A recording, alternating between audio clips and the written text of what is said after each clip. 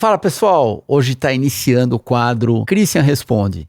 Então, vocês já sabem, né? Quem quiser mandar uma perguntinha, manda no comentários do Pelas Pistas e daí eu vou responder a pergunta. Começando aqui pela Lola. Qual foi a pior pista que você andou? A Lola perguntando pra mim qual foi a pior pista que eu andei.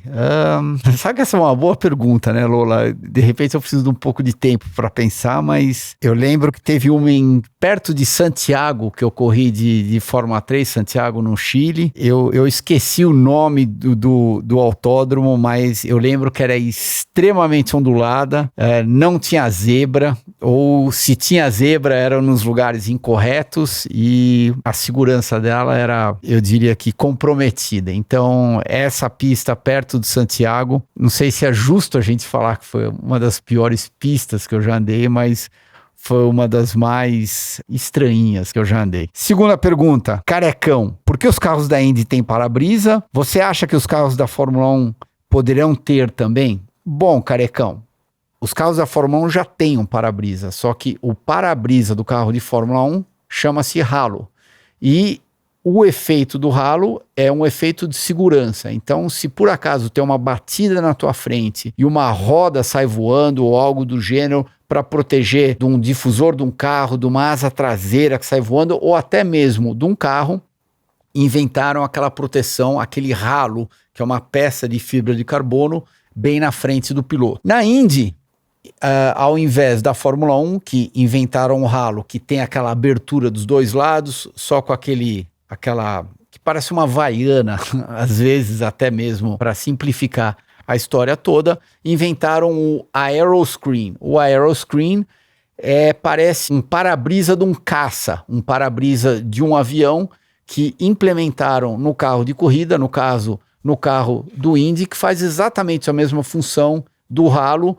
E tem alguns que até dizem que o aeroscreen possa trazer um pouco mais de proteção. Agora, se você perguntar para mim a opinião pessoal, eu acho, esteticamente falando, o halo muito mais bonito, muito mais bacana do que o aeroscreen. Porém, a função do aeroscreen também, eu diria que é 10, talvez até um pouco melhor que o halo. Tiago Luz. Christian, você se lembra da sua época do seu pai pilotando o Copersucar? Não lembro. Quando meu pai correu com o Copersucar, isso foi em 1975, eu tinha 4 anos.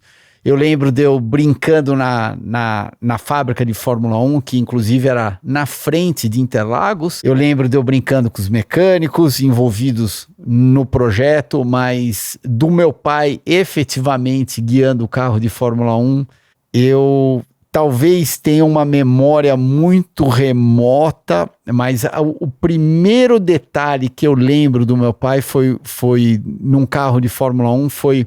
Na época ele já não corria mais de Fórmula 1 e eu acho que uma vez ele andou se eu não me engano, no F6, no F5 ou no F6, em Interlagos, ele deu algumas voltas e quando ele andou no F5 ou no F6, eu acho que foi o F6, eu lembro disso daí e mesmo assim eu era bem criança, eu acho que naquela época eu devia ter 6 para 7 anos, talvez 7 para 8, eu lembro disso daí. Márcio. Christian, é verdade que você também negociou com a Ganassi em 96? É verdade, Márcio. Bem lembrado, bem lembrado não. Primeiro eu gostaria de saber da onde que você descobriu essa informação. Newman Haas era a lenda, mas caso você tivesse ido para a Ganassi, né, ganharia 2 campeonatos no mínimo, pois até o Vasser foi campeão. Sou fã desde a sua época da Minardi. Bom, obrigado, Márcio. O Vasser é extremamente talentoso, então é claro que ele não foi campeão a troco de nada. Sinceramente, não sei se eu teria sido campeão. Eu acho que a minha chance teria sido muito maior na Ganassi do que ela foi lá na Newman Haas.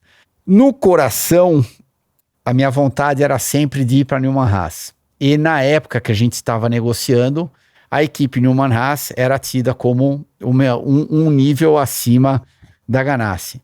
O que aconteceu? Justamente no final da temporada de 95, o Carl Haas acabou optando em não correr com os motores Honda. Ele sempre foi um dono de equipe extremamente fiel e ele acreditava no trabalho da Ford, que ele tinha um relacionamento muito grande com a Ford. A Newman Haas, não indo de Honda, acabou indo para a Ganassi. Então, a Ganassi ganhou os motores Honda e, consequentemente, também o Carl Haas optou em continuar com os pneus Goodyear. E a Firestone Bridgestone, né?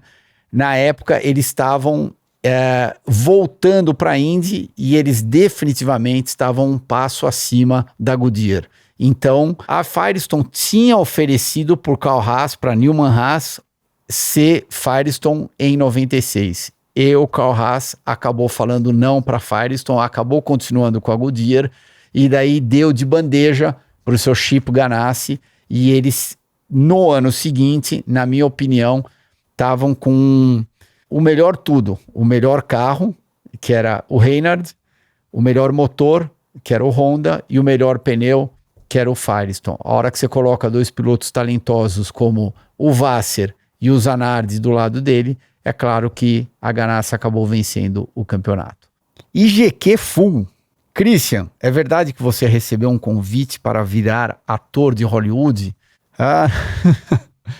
Eu recebi uma vez um script, o Paul Newman mandou um script, inclusive acho que foi do último filme que ele gravou.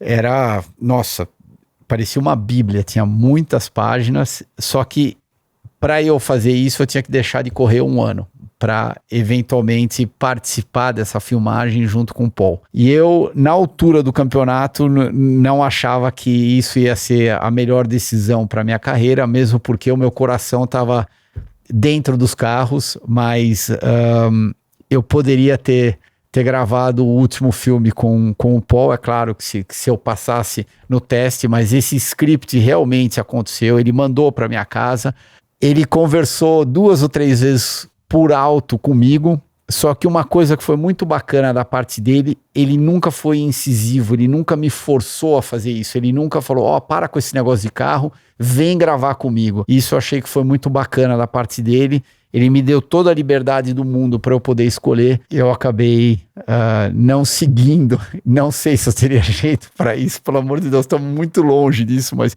eu acabei não seguindo esse caminho do Christian, eventualmente ator. Álvaro Caldas. Christian, na sua época, os carros das equipes menores já eram todos com cockpit de fibra de carbono? Álvaro, eu acho que o primeiro carro de Fórmula 1 a aparecer com a inovação de fibra de carbono, se eu não me engano, foi uma ATS projetada pelo Gustav Brunner em 1984, e quem guiou essa ATS foi Manfred Winkelhock. Quando eu ingressei na Fórmula 1, que foi em 92, é claro que todos os carros já eram de fibra de carbono, e daí na minha história na Fórmula 1, que foi 92, 93 e 94, é óbvio que todos os meus carros eram de fibra de carbono. Marivaldo. Christian, é melhor os engenheiros ficarem calados nas corridas ou falando com eles? Marivaldo, isso daí é muito pessoal de cada piloto. Tem alguns pilotos que preferem a interação constante com os engenheiros e tem outros que preferem só conversar com eles ou só conversar com seja lá quem esteja falando com eles, fazendo a comunicação via rádio, na hora necessária. Eu, particularmente, só gostava de falar quando era necessário durante a corrida. Mas, de novo, isto é muito pessoal de cada piloto e é claro que você combina com a sua equipe antes de cada prova. Alexandre, Christian, no monoposto, como se economiza pneu e combustível sem perder rendimento? É mais fácil fazer isso no oval ou no misto? Boa pergunta, Alexandre. No oval, você consegue economizar pneu sendo o mais dócil possível no volante, só que é mais difícil você ter esse resultado do que no misto. No misto, é claro que sendo dócil no volante e também sendo menos agressivo com o acelerador saindo de curva, principalmente se a gente está falando de um carro que tem uma cavalaria muito grande, ou seja, carro de 600, 700 cavalos. Agora, se você está falando de um carro que tem 150 cavalos, 200 cavalos, daí você fica mais limitado a quanto você pode economizar de pneu. Em relação ao combustível, o jeito mais eficiente de você economizar combustível é muito simples. Vamos supor, se a placa de 100 metros antes da curva, da próxima curva, está aqui no final da reta e você está acostumado a frear toda a volta nos 100 metros, que é o seu limite antes de você entrar na curva, o que você vai fazer? Você vai desacelerar completamente nos 150 metros e daí você vai ficar 50 metros rolando sem absolutamente não encostar no acelerador e não encostar no freio. No momento que você chegar a 100 metros antes da curva, é claro que a sua velocidade vai estar um pouco mais baixa. Então, ao invés de você frear na placa dos 50 metros, você vai frear 80, 70 metros antes da curva, porém, o seu motor ficou praticamente desligado durante 50 a 70 metros, que você não estava encostando no acelerador, e você vai acabar fazendo isso 3 a 4 vezes por volta, nas curvas que você consegue rolar antes de você entrar na curva. Então, esse é o jeito mais eficiente de você economizar combustível, muito mais do que aquilo que pessoas acreditam. Saindo de curva, você é muito progressivo no acelerador. Esse é um jeito que você consegue economizar combustível, também é um jeito que você consegue economizar, só que proporcionalmente muito menos do que tirando o pé do acelerador 50, 100 metros antes do ponto de freada. Felipe, você já pensou em registrar o Christian Flip? Não, Felipe, para dizer a verdade, eu estava tão feliz que eu saí do carro em um pedaço que o resto virou completamente irrelevante, nunca passou pela minha cabeça em registrar o Christian Flip. E com um momento, eu juro por Deus, eu nunca pensei em ter uma vantagem financeira no momento que acabou salvando a minha vida. Então eu tive muita sorte que o carro caiu nas 4 rodas de novo, que se ele tivesse caído de ponta cabeça, eu com certeza não estaria aqui conversando com você. Então, o fato dele ter caído nas 4 rodas e eu ter saído do carro completamente ileso, isso vale mais do que qualquer dinheiro no mundo. Júnior, se a Fórmula 1 tivesse um sistema de pontuação que distribuísse pontos para todos os participantes, mais parecido com o sistema da Indy, você não acha que tornaria o campeonato mais equilibrado e disputado? Acredito que sim. Só que já foi difícil para a Fórmula 1 ir da pontuação dos 6 primeiros para os 10 primeiros. Imagina se você tentasse vender a ideia para a Fórmula 1, agora os 15 primeiros vão marcar pontos. São 20 carros que largam, então nesse caso só 5 carros não pontuariam. Agora, no que diz respeito à pontuação para o campeonato, eu acho que tornaria o campeonato muito mais interessante, tornaria o campeonato mais disputado. Não para os 3, 4 primeiros, mas principalmente se você pegar aquele pelotão do meio, do 5º ao 10º, isso faria uma diferença brutal. Eu acho que estaria muito mais interessante para esse pelotão do 5º ao 10º. Acredito que não faria diferença nenhuma para os 3, 4 primeiros. E aí, gostaram do Christian Responde? Então, se vocês gostaram, eu espero que sim, dê o seu like, não esqueça disso, e mande a sua pergunta para o Instagram, para o nosso Instagram, né, Pelas Pistas, ou para o nosso programa no YouTube. Toda semana, terça-feira, às 9 da noite, você já sabe exatamente tudo o que você tem que fazer. Valeu e te vejo lá. Até a próxima.